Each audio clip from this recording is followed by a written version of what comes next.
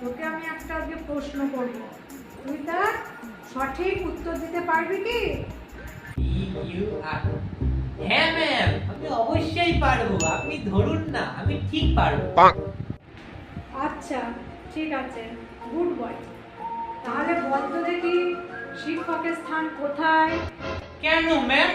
আমার পিছনে। কি? এসব আবার কি কথা? শিক্ষকদের শ্রদ্ধা করতে শেখনি একদম?